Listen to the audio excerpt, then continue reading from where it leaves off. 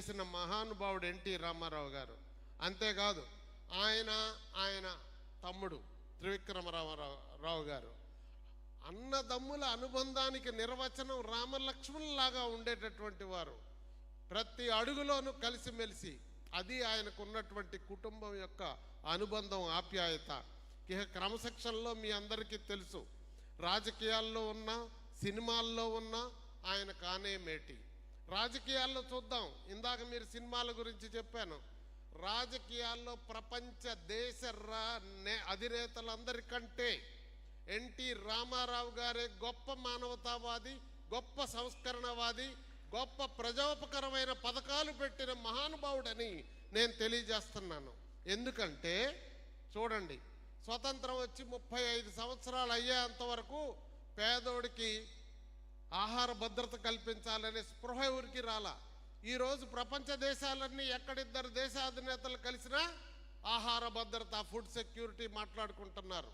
అంతేకాదు, పేదోడికి ఇళ్ళు కట్టాలనే స్పృహ ఎప్పుడొచ్చింది?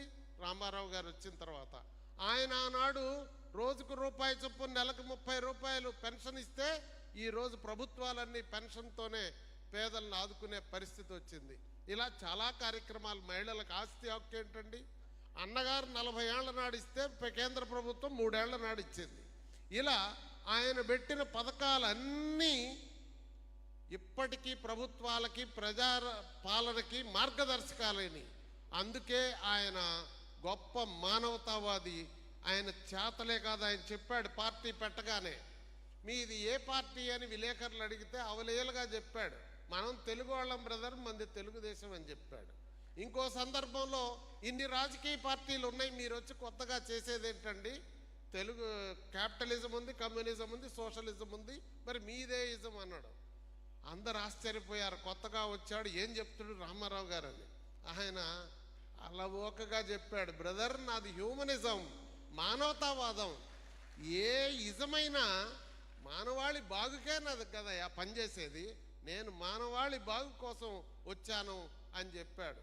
60 ఏళ్ల తర్వాత, అప్పటి వరకు ఆయన సినిమాలు దేదీప్యమానంగా, రెండో ఇన్నింగ్స్లో ఎట్లా ఆడేయండి సినిమాలు, అంత ఆదాయాన్ని వదిలేసుకొని, సమాజం నాకు ఇంత గొప్పోడిని చేసింది, సమాజంలో సమస్యలు ఉన్నాయి, ప్రజల్ని ఆదుకోవాలి అనే ఉద్దేశంతో వెంటనే తెలుగుదేశం పార్టీ పెట్టి ఈరోజు మనం చరిత్ర మాట్లాడుకుంటే, అన్న ఎన్టీ రామారావు గారి ముందు, అన్న ఎన్టీ రామారావు గారి తర్వాత అని చరిత్ర రాసుకోవాల్సిన పరిస్థితి వచ్చింది.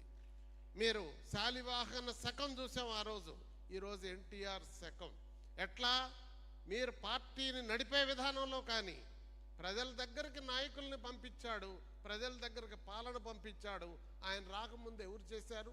ఎందుకు చేయలేకపోయారు?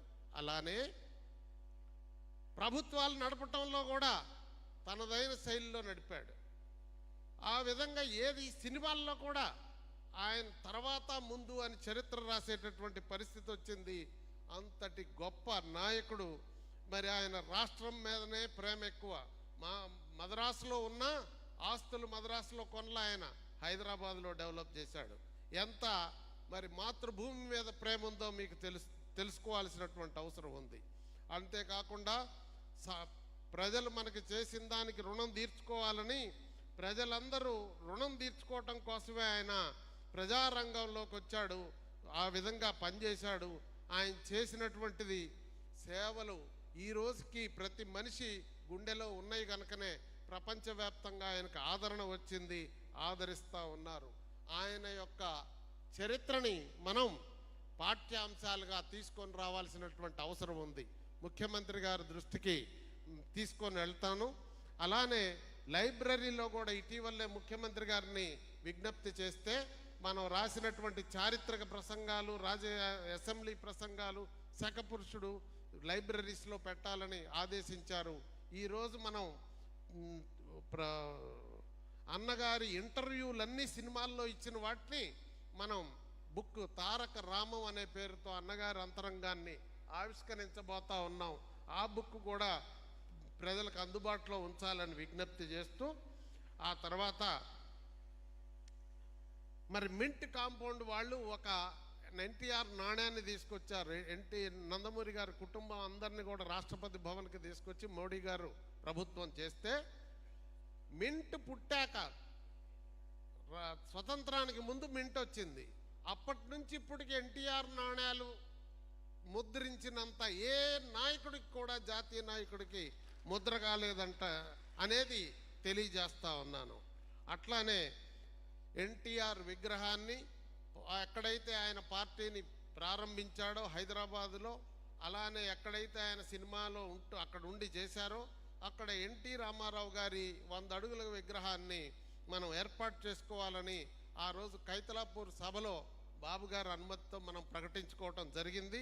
తప్పకుండా దానికి ప్రయత్నాలు జరుగుతున్నాయి. త్వరలోనే భూమి పూజ చేసే ఏర్పాట్లు చేస్తామని, చరిత్ర ఉన్నంత కాలం, సూర్యచంద్రులు ఉన్నంత కాలం ఎన్టీ రామారావు గారు వారి చరిత్ర మిగిలి ఉంటుందనే తెలియజేస్తూ, మనం తెలుగు వాళ్ళగా ప్రతి ఒక్కళ్ళం ఆయన యొక్క భావజాలాన్ని భావితరాలకు అందజేయటం కోసం కృషి చేయాలని మీ అందరికీ విజ్ఞప్తి చేస్తూ, ఆయన పేరుతో మేము ఒక యూట్యూబ్ ఛానల్ పెట్టాలి, డిజిటలైజ్ చేసి ఆయన సమాచారాన్ని పొందుపరచాలనుకుంటే, ఆ యూట్యూబ్ ఛానల్ పెట్టే నిర్వాహకుడు అన్నారు, అయ్యా పెద్ద ఎన్టీఆర్ గారిని ఇప్పుడు ఎవరు చూస్తారు, నీకెందుకు ఈ బాధ అన్నారు.